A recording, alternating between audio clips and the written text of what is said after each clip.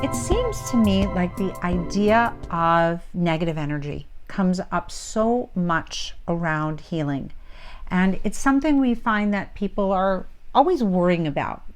There's a fear around healing when it comes to negative energy. And it's almost like this oxymoron, Fear, healing, fear, healing. Right. Well, fear actually begets fear because it's us walking into the unknown, of which we associate with fear. In reality, we don't always allow ourselves to recognize that fear isn't something that exists. Fear is an absence of love, an absence of us being love, an absence of us being healing itself. Yeah, in the Reconnection, Heal Others, Heal Yourself, page 131. Or two. Or two.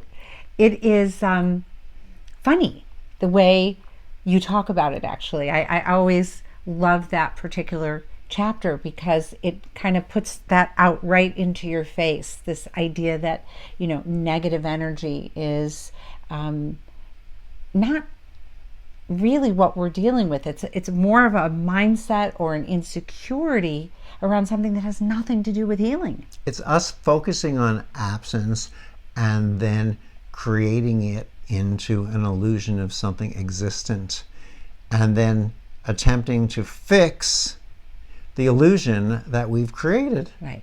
An absence. Yeah. It's an absence of light. That's actually how we think of darkness. Darkness doesn't exist.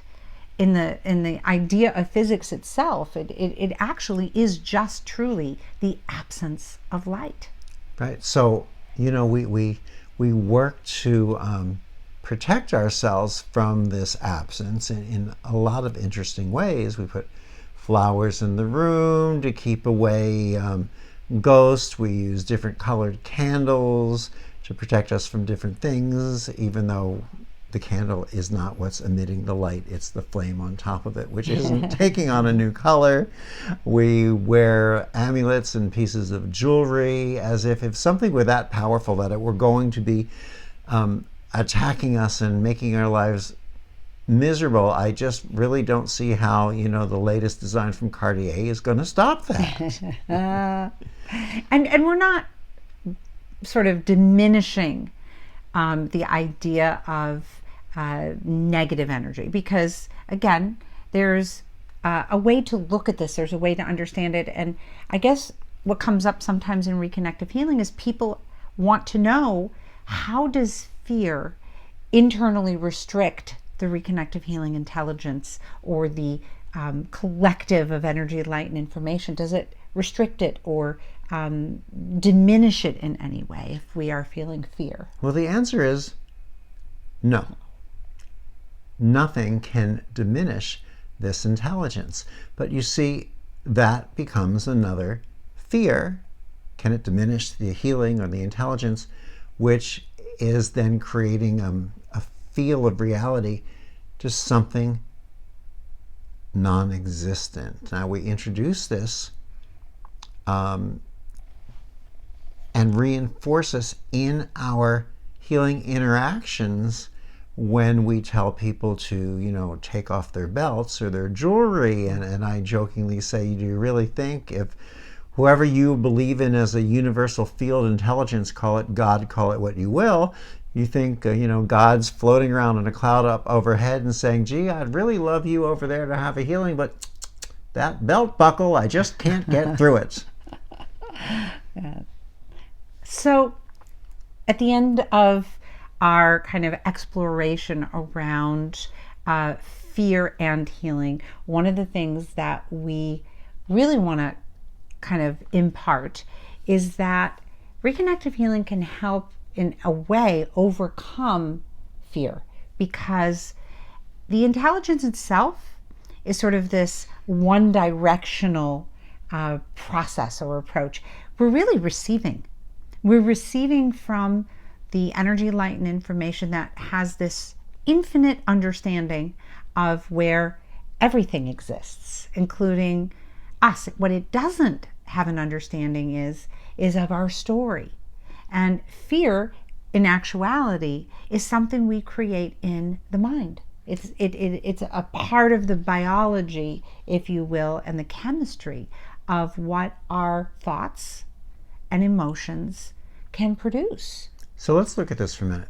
First of all, if fear doesn't affect the actual healing, what does it affect? Well, one is it affects your ability to be able to cognizantly, shall we say, feel or be aware of, in observance of, notice your healing experience, which really, with reconnective healing, your healing experiences are something that you often remember and retain, for many years to come. I speak with people sometimes 20 years later and say, oh, I can't believe my first session or my third one, and this happened and that happened. Yeah. But when we're in fear, we protect ourselves. When we protect ourselves, we don't allow ourselves to receive. Oh. We don't allow ourselves to receive, whether it's receiving in our awareness, in our experiential aspect of it, and yet it doesn't block the receiving of the healing itself. It just blocks on conscious levels. And I think that's an important point. The benefits of reconnective healing are vast.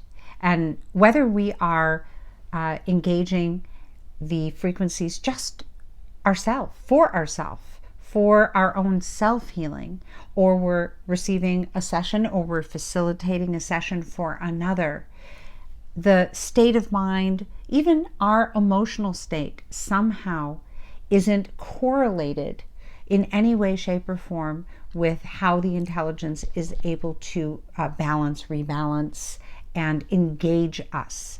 So we say sometimes it bypasses the mind. And in the case of fear, or the fear of negative energy, that's something we get to just kind of have our own little mind party with, in spite of the fact that this incredible exchange is happening, that we have the ability to, as Eric just pointed out, capture, be a part of, be a participant in. And I think that's a very important point.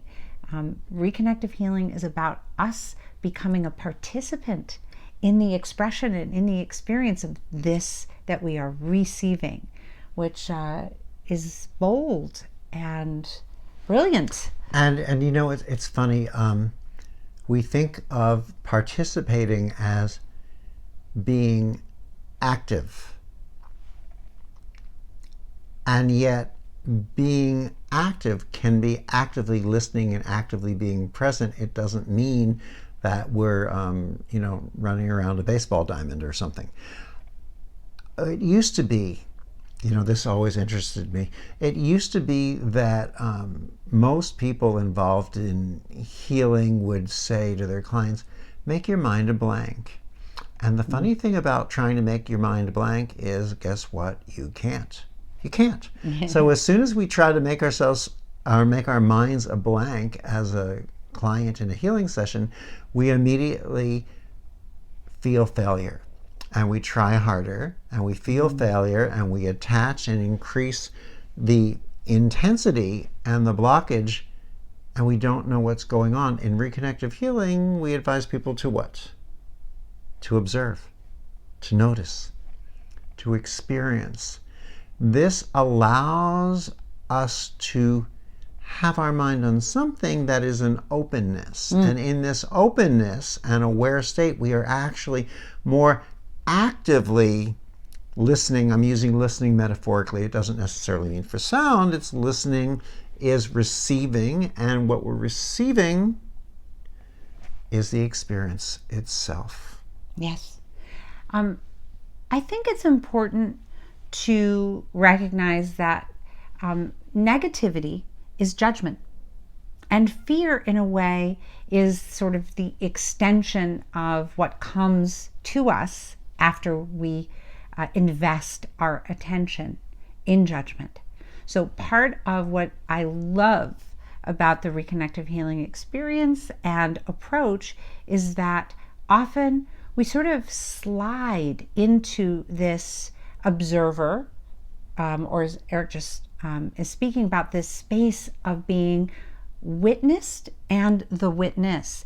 And I will tell you that the frequencies just seem to engage the neuroplasticity, if you will, of where our brainwave seems to engage in a gamma state. It moves above any relationship or identity with the external world. We seem to just become the inner essence fully and completely. And in that way, it's almost as if fear or negativity isn't and doesn't have an understanding.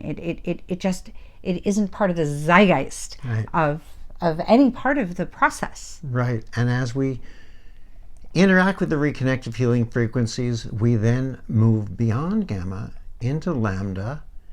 And in these wavelengths and in this presence and in how the reconnective healing frequencies, as science refers to it, actually changes our field, the neuroplasticity of our brain shows that it really changes the connections. It changes the connections, the axons, the dendrites in our brain, allowing for a different level of clarity of function. We often hear, and I love this expression, because that's how you know someone has moved beyond any component or understanding of a fear factor. We hear all the time, I am experiencing certainty and chaos. I am experiencing a peace and a presence of certainty. And whether anything has changed in my life or everything has changed in my life, everything has changed for me. So when we learn to access the reconnective healing frequencies, whether we're just playing with it in the beginning as a recipient or a client of the healing, whether we've gone through the online portal and we're learning to work with it that way, it transforms us and brings us into a state where fear, and especially nowadays with what's going on, in the world, we can find ourselves in fear a lot. Fear seems to meld, dissipate, to at minimum come into proportion, and even better, to tend to, in many ways, vanish. And by playing with the frequencies and being immersed with them multiple times a day, it allows me to find a greater centering. And that greater centering is what allows for us to function optimally throughout our bodies and our systems in a higher level of healing, self-healing, regeneration, with all the things that we're dealing with today, COVID-19 and everything else.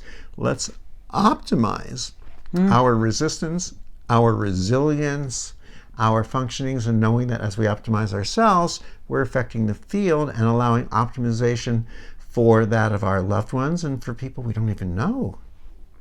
That's like negative ions, right? We become charged with all these negative ions, which actually is quite positive, right?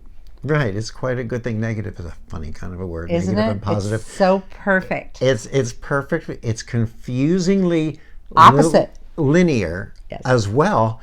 And what's interesting is that in describing reconnective healing, it's such a non-linear experience that we try to describe through linear words, that really when we let go of the verbal language, we recognize the language that is this intelligence of reconnective healing, of the energy, light, and information, that we've actually been understanding that all along. We haven't noticed how much we've understood because we've been trying, and that's another word. Instead of being. Or instead of allowing, we've been trying to understand us, and that attempt to try, that attachment, keeps us in the thinking mind, and yet really all the great stuff, the awareness, the language, the understanding, the communication is occurring beyond the thinking mind. Thank God we don't need to know with the thinking mind how to get there. The frequencies lead us into that. I was going to say, in spite of the thinking mind. Right. So it's kind of positive. Whether you're in a positive negative feeling or a negative negative feeling, it seems to be able to move beyond even that issue. So come play, yeah? Come play, and if you're willing, let's laugh at the fear we used to have, because when we play in the field, the fear becomes a used to, because it's like shining a light to better get a look at the darkness. It just disappears.